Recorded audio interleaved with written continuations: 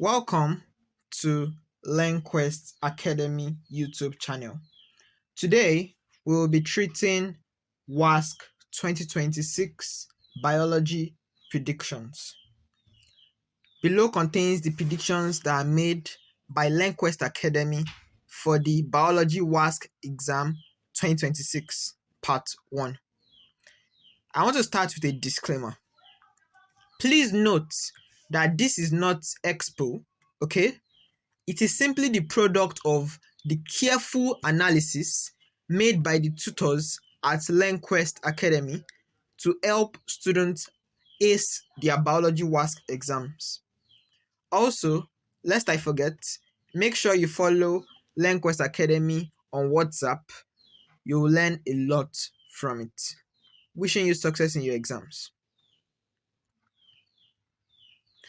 So let's jump right into what we have today. But before I continue, also take note that these notes that I am using to teach will be released to viewers. I'll be putting the link to the notes in the video description. You can check it out there. So let's jump right in. Question 1. List 5 evidences to support the occurrence of evolution. So you might be wondering, why did I pick this question? Why did I predict that this question is going to appear on the test? I picked this question because evolution was tested in the years 1998, 2001, 2003, and 2019. It was tested by WAEC. And I took note that every time evolution was tested, this question was asked. So, before we go on into answering the question, it is important to define exactly what evolution is. So, what is evolution? Evolution is the sum total of all the adaptive changes that have taken place over a very long period of time, which lead to the formation of new species from earlier ones with diversity of forms, structures, and functions among organisms. So evolution is basically the combination of all the adaptive changes that have occurred over a long period of time. So take note, changes is very important. It's a very important definition. It's a very important aspect of definition to take note of. Changes. Also, you have to take note of very long period of time. Very long period of time. And it leads to the development of what? New species from earlier ones. New species is another important thing to take note of. With what? Diversity of forms, structures, and functions among those species. So it's a very simple definition. And permit me at this point to explain something. So before you learn any definition, don't have it at the back of your mind that I want to cram this. What you should be thinking of is, I want to understand it. Once you understand a definition, then you can define it exactly. Just understand what it means, then take note of all the important vocabulary, all the important words that were used. So here you can see changes, long period of time, which leads to the word development of new species from earlier ones with diversity of form, structure, and function among organisms. So let's go straight into answering the question. What are the evidences of evolution? Number 1, evidence of fossil records. So, what is a fossil? A fossil is the preserved remains or traces of a plant, animal, or other organism that lived a long time ago. So take note, it is the remains, preserved remains of an organism that lived a long time ago. Where? on the Earth's crust. An example of a fossil is the dinosaur mummy 2011, and it was a 67 million year old dinosaur that was found in USA. So dinosaurs lived a very long time ago. They went extinct a long time ago, and this fossil was 67 million years old. It was a dinosaur mummy. Mummies are fossils that have been carefully preserved. So it was a dinosaur mummy. And what makes this fossil interesting was that it was so well preserved that you can see fossilized skin. You can literally see the skin, the tendons, and even the outline of the body. So it was so carefully preserved. You can literally see the texture of a 67 million year old skin. Not thousand though, million. I also love to show you the diagram of a fossil before I move on. So let's scroll down. So this is an example of a fossil. Though this is not the dinosaur mummy that was found. This is another mummy. This is an Edmontosaurus annectens mummy. And this is the ventral view, which is basically viewing from the ventral side. Later on in this channel, I'll explain the various views. And the date was 1912. The source was from a museum, an American museum. So this is basically how a fossil looks like. So let's continue with the rest of the evidences of evolution. Another evidence we have here is evidence of embryology. The embryo of organisms of the same phylum or class tend to look alike until later stages of development. So for phylum Chordata is a phylum under kingdom Animalia. It is the most advanced phylum. We have 9 phylums in total. And a common characteristic of phylum Chordata is that they all have backbone. So for phylum Chordata, the embryo looks like this. So this is kind of an average embryo. I found how the average embryo of phylum Chordata looks like, and this is exactly how it looks. So we have this part and this part basically. So this is how the average embryo for phylum Chordata looks like. So they look alike. That's what evidence of embryology is saying. So the embryos look alike, though it doesn't look alike like the above for all the organisms. It looks something like this. So it doesn't look, all the organisms embryo don't really look like this for phylum Chordata, but it looks like something like this. And it's important to know that all embryos of phylum Chordata have gill slits. So that's what scientists noticed, and that was why they came up, and that was one of the reasons why they came about evolution. That's a evidence of evolution. Another evidence is evidence of comparative anatomy. Comparative simply means we are comparing the anatomy of various organisms. So we noticed an example of this is the progressive complexity in the anatomy of the heart. So they looked at the heart of various organisms, and again, I'm going to be using phylum Chordata. Look at it. Pisces, which is fish, is a class of phylum Chordata, and fishes have 2-chambered hearts. Amphibians, as you move higher, you get higher number of chambers of the heart. So amphibians, 3-chambered. Reptiles, 2 auricles and a partially divided ventricle. So it's basically like 3.5 chambers. Then birds and mammals have 4-chambered heart. So fishes have just 1 auricle and 1 ventricle. Amphibians, they have 2 auricles and 1 ventricle. Reptiles have 2 auricles and a partially divided ventricle. And birds and mammals have 2 auricles and 2 ventricles. So that's another evidence of evolution. So we looked at the progressive complexity in the anatomy as we compared the anatomy of various organisms. So this progressive complexity in the heart structure also brings about a progressive change in the circulation of blood from single circulation to double circulation. So single circulation is basically a kind of circulation where the blood goes through the heart only once. So for a full cycle, the blood goes through the heart only once for a full cycle of circulation. But for double circulation,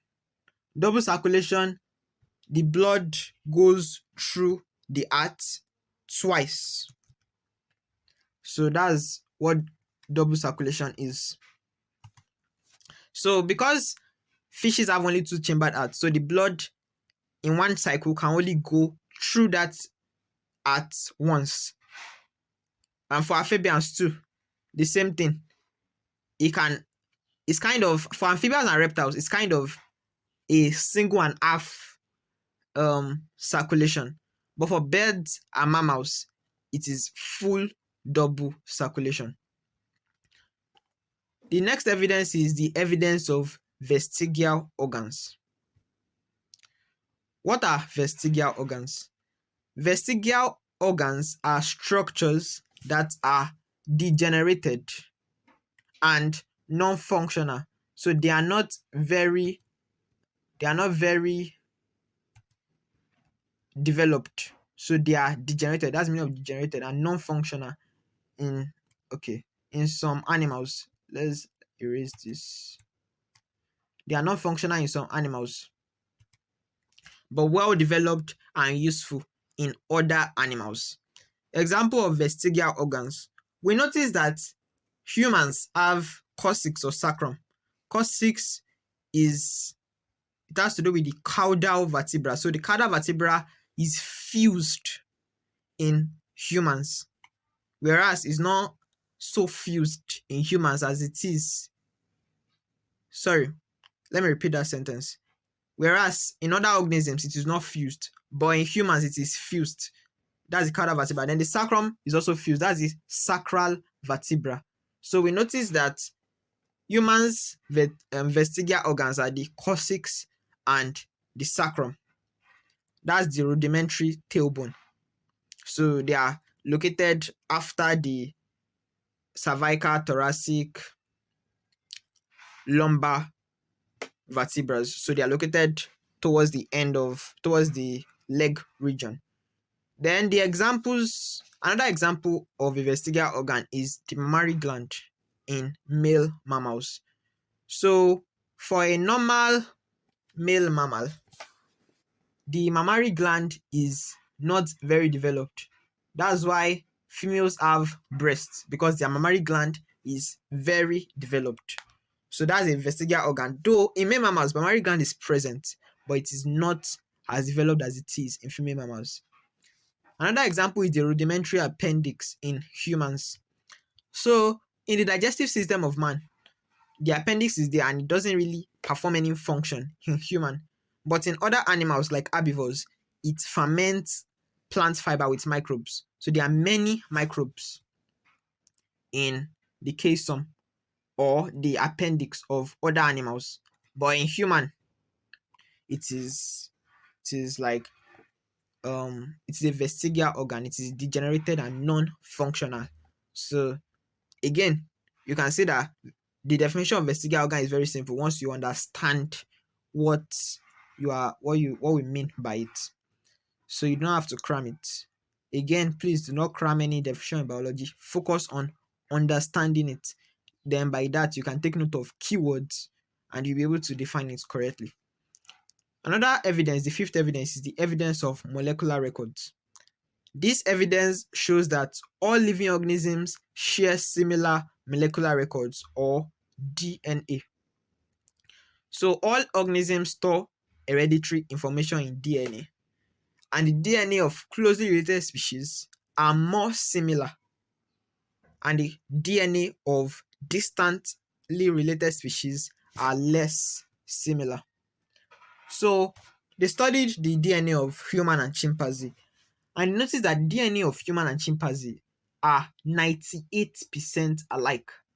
But when you compare DNA of human and a hen, it can never be 98% alike. It will be less than this. Probably, maybe, I don't know, around 90, but it might be up to 90. I really do not know the value. But when they compared human and chimpanzee, because chimpanzee are almost close, they are the closest species to humans. They were 98% alike. So that's another evidence that evolution actually occurred among organisms. The sixth evidence is the evidence of biochemical similarities. A lot of students confuse these biochemical similarities with evidence of molecular records. But I want you to think about it this way. So biochemical similarities, evidence of biochemical similarities, is simply asking that these organisms that we are studying and we are saying that they evolved from each other, do they use the same molecular machinery?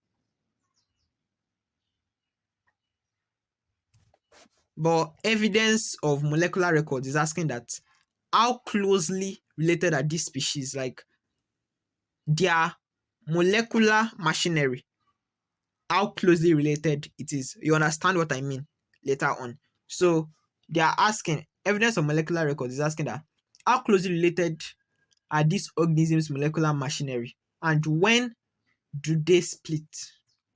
So when did we split entirely? When did humans split entirely from chimpanzees? Or when the apes split entirely from monkeys? Or when the Homo Neanderthals split entirely from Homo erectus? So that's what evidence of molecular record is asking. Another way to see it is that evidence of biochemical similarities is comparing their proteins, like the insulin of, I think, an hen and a cow is different. So they are comparing the chemicals in various organisms, like the proteins. An example is the insulin that I've given before. We are comparing the metabolic pathways, like the glycolysis. So is the process of glycolysis in organisms, are they the same thing? They are also comparing the shared building blocks. So we are asking that humans use ATP. Do monkeys also use ATP?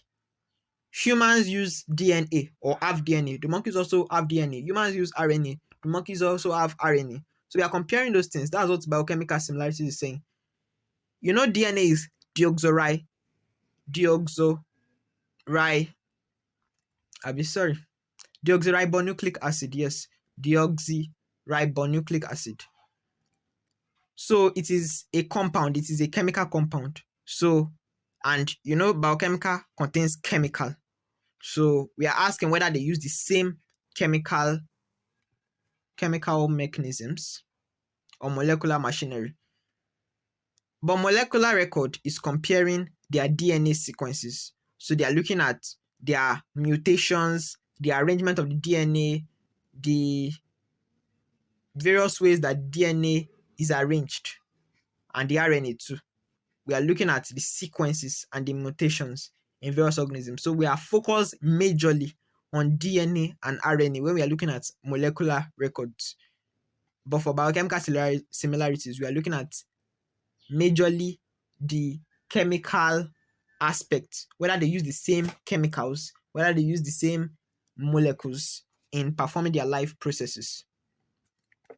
So evidence of biochemical similarities shows that all organisms have similar biochemical makeup.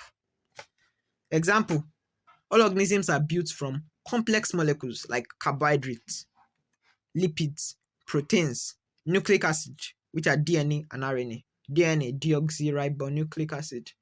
Let me type it. DNA.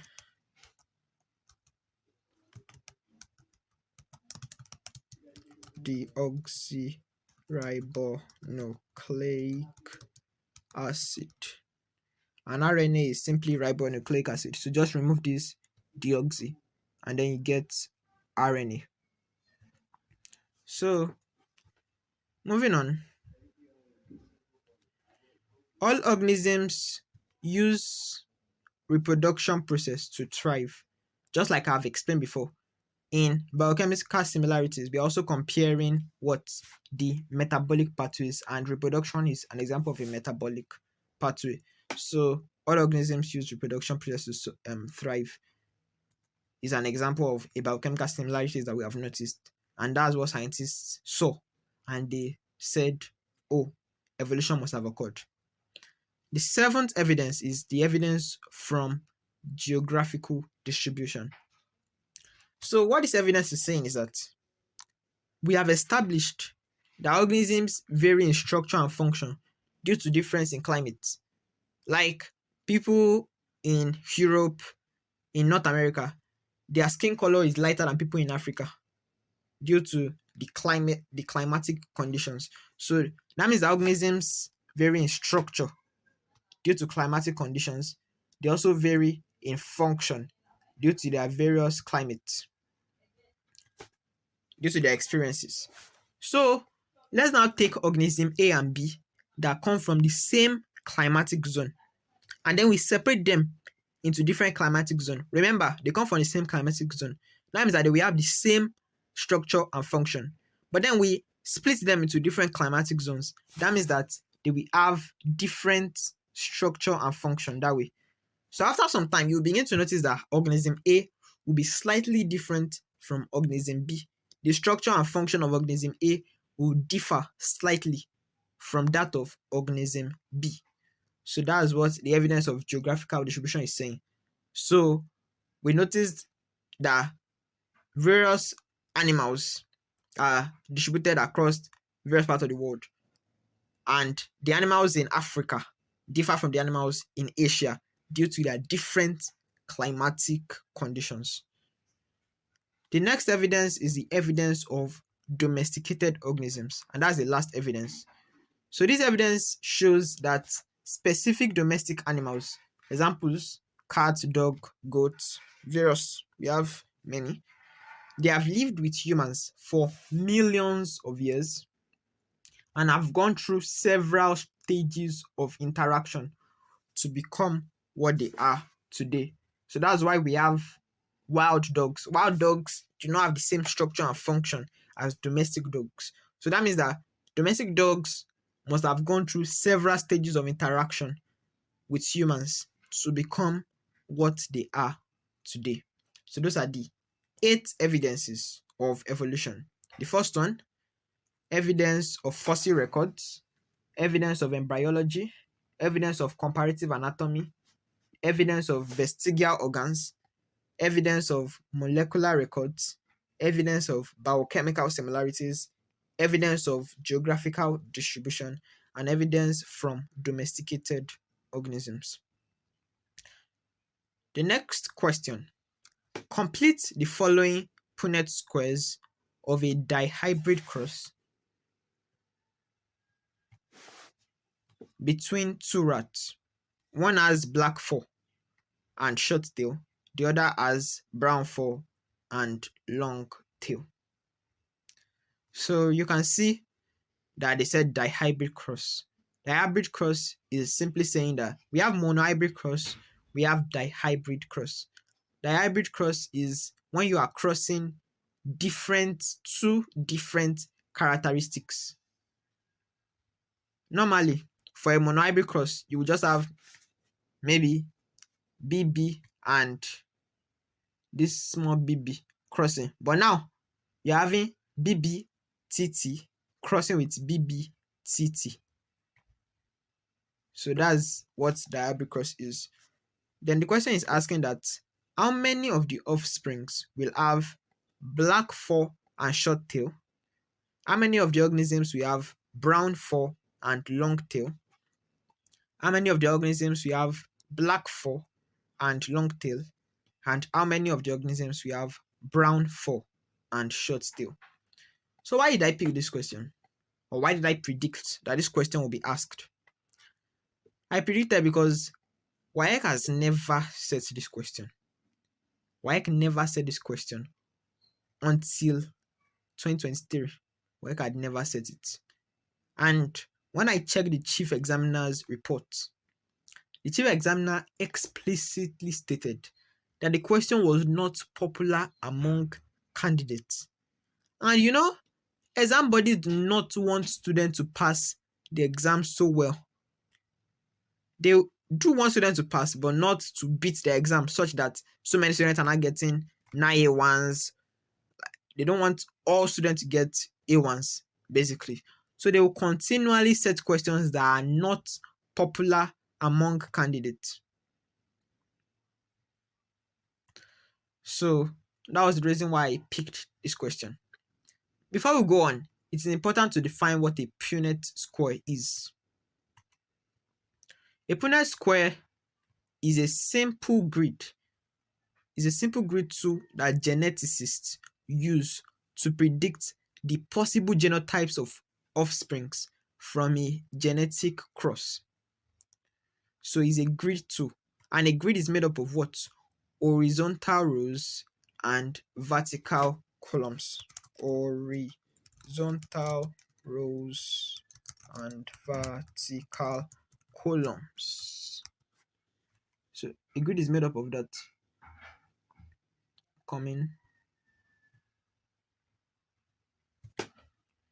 A grid is made up of horizontal rows and vertical columns. So as you can see, this is an example of a Punnett square.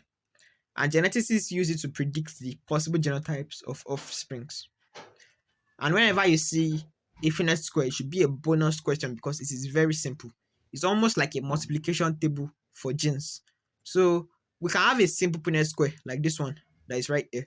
This is the parent genotype, capital B, small b. This is the other parent, capital B, small b. And these are the genotypes of the offsprings. Let me erase that. These are the genotypes of the offspring. Offspring 1, offspring 2, offspring 3, offspring 4. And this simply means fertilization. This multiplication symbol. So, to answer the question, we must first define the parent genotype. As you can see in the question asked, a black 4, you can see that it is homozygous black, capital letter B, capital letter B, and a short tail, homozygous short, which is also a recessive trait. Short is a recessive trait. And we also have brown 4, which is the recessive trait, and long tail, which is the dominant trait. So it is homozygous dominant. So let's go back to our solution. To answer this question, we must first define the parent genotype, which is capital letter B, small letter t, which is black 4, short tail. We are assuming that this is the male, although when you are writing your answer, please do not write anything like male or female, just leave the genotype as it is. Then this is small letter b, capital letter T, brown 4, long tail. We are assuming that this is a female in this question. So let's break down the parent genotype. This BBTT will eventually break it down to capital B small t, capital B small t, capital B small t, capital B small t. And how do I know that? Look at this.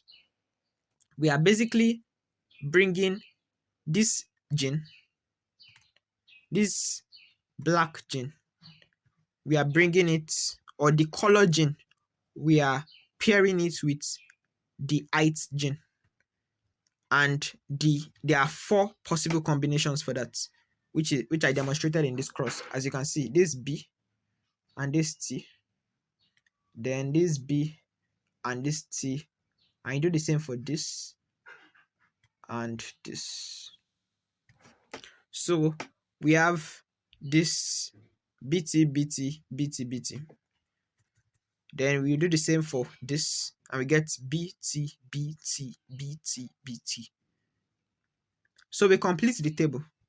In the table, they gave us only this and this. So we complete it. We insert the remaining genotypes, or the remaining genes that we have broken down, that we have broken the original gene into, which is this BT, BT, BT, BT, is mating with BT, BT, BT, BT, and is, just like I said before, almost like a multiplication table. So we combine it and we get this capital B, small b, capital B, small b. Let me demonstrate it. Capital B, small b, and capital T, small t. So I'm sure you can see that. Then do the same for everything. And since this gene is the same as this, and everything is the same, definitely all the organisms will have the same genotype.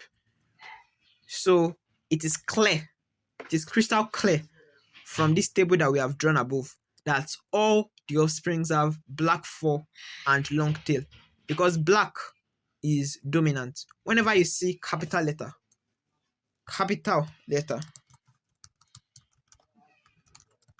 is always the dominant gene, and small letter is always the recessive gene. So moving on, it is clear that all the offsprings have the same genotype. So all the offsprings have black fur, which is this black fur, and long tail, which is this. So none of the offsprings have short tail. That's why we have 0 offsprings with black fur and short tail. None of the offsprings have brown fur.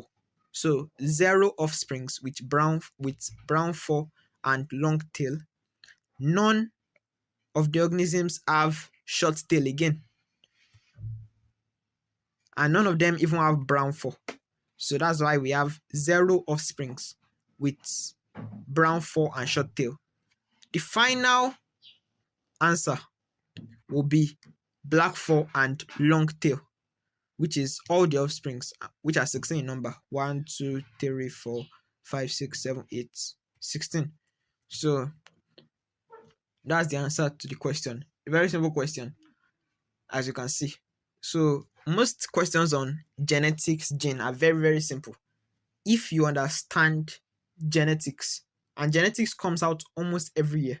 So if you understand genetics, you can be sure that at least you have 15 out of 20 marks. Just study genetics very well. You can be sure that you have 15 out of 20 marks for the genetics question. Or you can even get everything if you study it very well. So moving on to question 3. Explain the following terms. These terms, they look similar. Nitrogen fixation, putrefaction,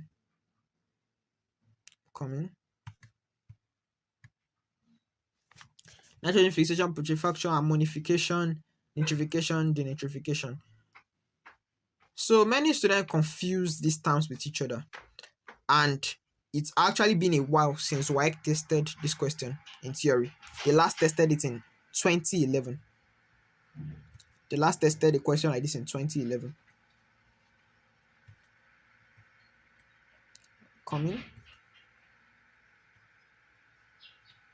So it's likely that they bring up the question again because it's been a while. So it's likely that they test it again 2026. So before we define the terms, it's important to know where did these terms come from.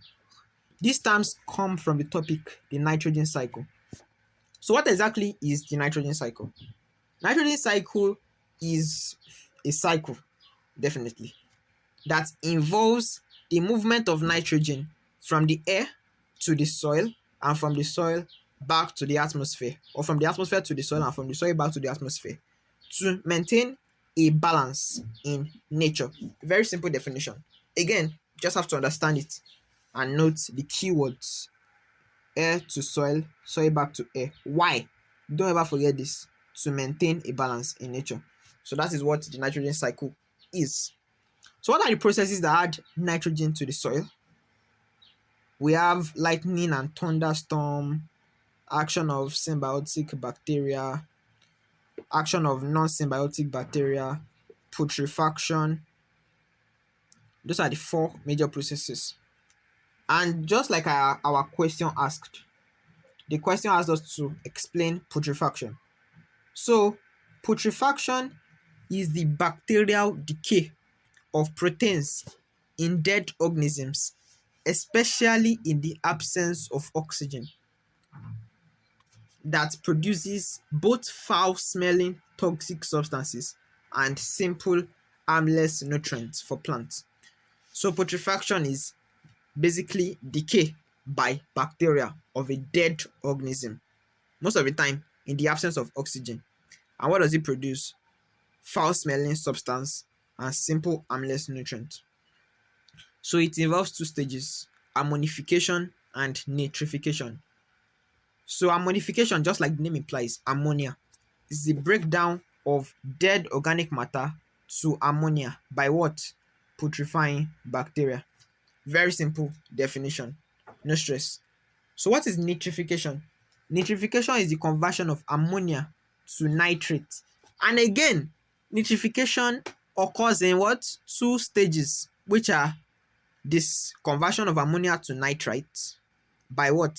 Nitrosomonas, and conversion of nitrite to nitrate by nitrobacter.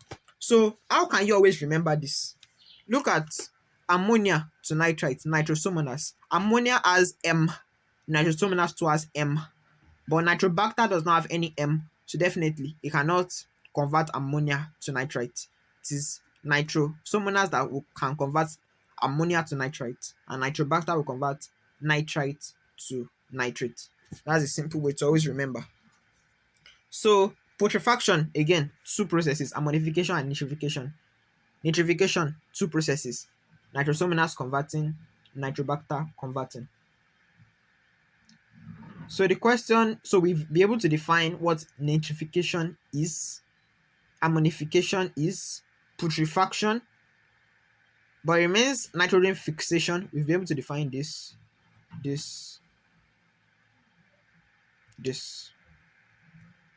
So it remains nitrogen fixation and denitrification. So nitrogen fixation is the process by which atmospheric nitrogen gas, which is N2, is converted into nitrogen compounds that plants can use. It's basically converting atmospheric nitrogen into plant nutrients or nitrogen compounds that plants can use. Now take note. You can see that it is directly converting it. So we cannot say that putrefaction is the same as nitrogen fixation. No. You can see putrefaction involves decaying. Nitrogen fixation is directly converting. So nitrogen fixation, you are directly converting nitrogen gas to nitrogen compound, which we can see in this action of symbiotic bacteria. Symbiotic bacteria convert it directly. They convert nitrogen gas to nitrogen compound straight. Also, non-symbiotic bacteria do the same. They convert it straight. So take note of that. That's what nitrogen fixation is. Denitrification, conversion of soil nitrate to atmospheric nitrogen gas by denitrifying bacteria or denitrifying bacteria in the soil. Again, you can see this involves direct conversion of nitrate in the soil to atmospheric nitrogen gas in the atmosphere. So this is the nitrogen cycle.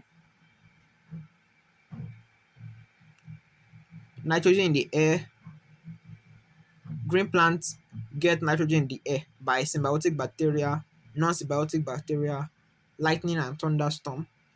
Then the green plants, animals eat green plants. So that's what this stands for. Animals eat green plants.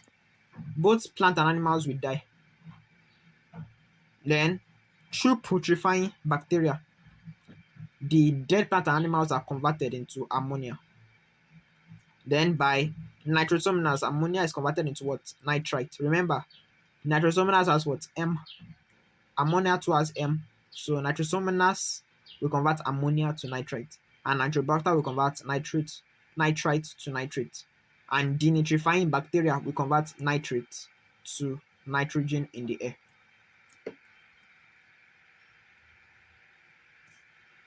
Thank you so much for watching to the end, and this is a reward for watching to the end. It's important that you know the 9 phylums of kingdom Animalia, because sometimes it can be tested. They can ask which of the following does not belong to the kingdom Animalia, or you can be asked questions based on this. So it's one of the most important things that you have to know, and one of the basic parts of biology. And I formed a simple acronym for it, which is people can't pass nasty articles made about every country. Once you know that people can't pass nasty articles made about every country. So people porifera can't, coelenterata, P platyhelminths, nasty nematoda, articles annelida, mollusca, arthropoda, echinodermata, and chordata. You can pause this video to write this out, including the examples. Platyhelminth is also known as flatworms. Nematoda is also known as roundworms. So you can pause this video to write this out, so you do not forget it. People can't pass nasty articles made about every country. Very simple acronym to remember. So thank you so much for watching, and please take note, I did not include this reward in the notes I sent, or which I will link in the description of this video. I did not include this mnemonic or this acronym in the note I released. It is restricted only to viewers of this video. So thank you so much for watching. Don't forget to like and subscribe for more quality contents like this. Goodbye.